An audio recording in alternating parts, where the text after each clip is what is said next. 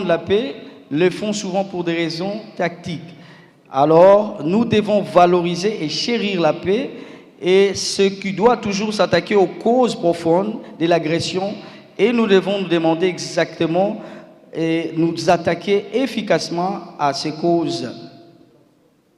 Comrades and friends, allow me to briefly address the international law and human rights perspective emanating from the aggression in the eastern DRC. Yesterday, we saw harrowing images of mass displacement, the impact on children and women, and the inhumane conditions that are so pervasive. Chers amis, permettez-moi de vous faire part d'un élément qui vous est peut-être familier. Au cours des 60 dernières années, les États-Unis ont été impliqués dans de nombreux changements de régime, tant ouverts que secrets à travers le monde. Et ces actions, souvent présentées comme visant à promouvoir la démocratie, les intérêts de la sécurité nationale, ont connu des succès variables et ont suscité un débat considérable pour leurs implications ethniques et stratégiques. An Amnesty International report states that more than 7 million people were internally displaced, 80% of whom had fled armed conflict and lived in dire conditions. The expansion of mining projects led to mass forced evictions and the denial of rights, including housing, health, water, and other essential services. Hier, nous avons des conditions inhumaines qui règnent partout. Alors, un rapport d'Amnesty International indique que plus de 7 millions de personnes ont été déplacées, dont 80% d'entre eux ont fui les conflits et vivent dans des conditions épouvantables. L'expansion des projets miniers a entraîné des expulsions forcées massives et le déni de droits, notamment le droit au logement, à la santé, à l'eau et à d'autres services essentiels.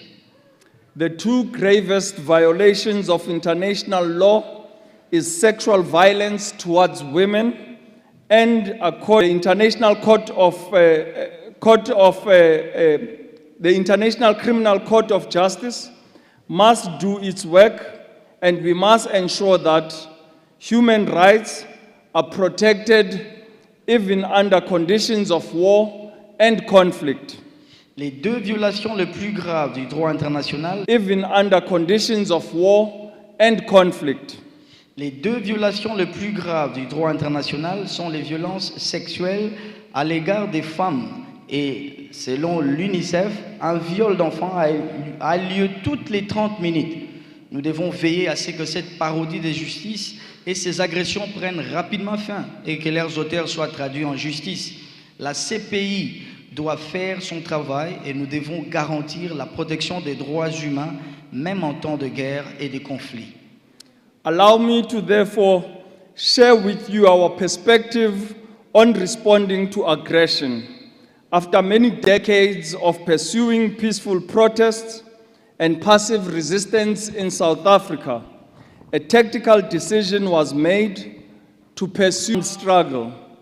This led to the formation of ANC's armed wing, Umkhonto weSizwe, the Spear of the Nation, which became a military action on internal and external fronts.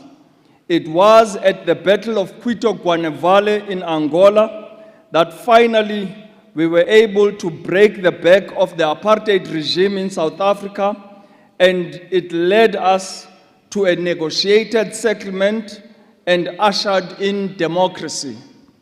Permettez-moi de vous faire part de notre point de vue sur la réponse à l'agression. Après avoir mené pendant plusieurs décennies une lutte pacifique et une résistance passive en Afrique du Sud, nous avons pris la décision tactique de recourir à la lutte armée. Cela a conduit à la formation de la branche armée de l'ANC et à des actions militaires sur les fronts internes et externes. C'est la bataille de Cuito-Guanevale et l'amènement de la démocratie.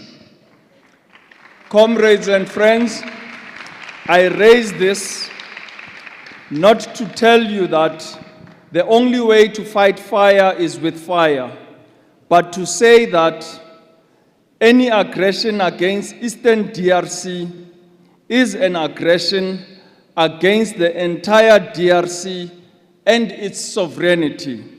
As Africans, we support you and support you, and we urge our institutions of governance to play a greater role in end to this aggression. Je ne soulève pas cette question pour vous dire que le feu ne peut être combattu que par le feu, mais pour affirmer que toute agression contre l'Est de la RDC est une agression contre l'ensemble de la RDC et sa souveraineté. En tant qu'Africains, nous sommes à vos côtés et nous vous soutenons et nous exerçons nos institutions gouvernementales. Genocide. We are increasingly witnessing the presence of the DRC flags calling out the aggression and genocide.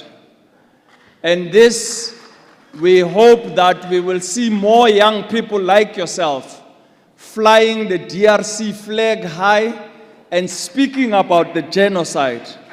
President Nelson Rolihlahla Mandela insisted that as long as there is a single human being suffering in the world, our struggle is far from over.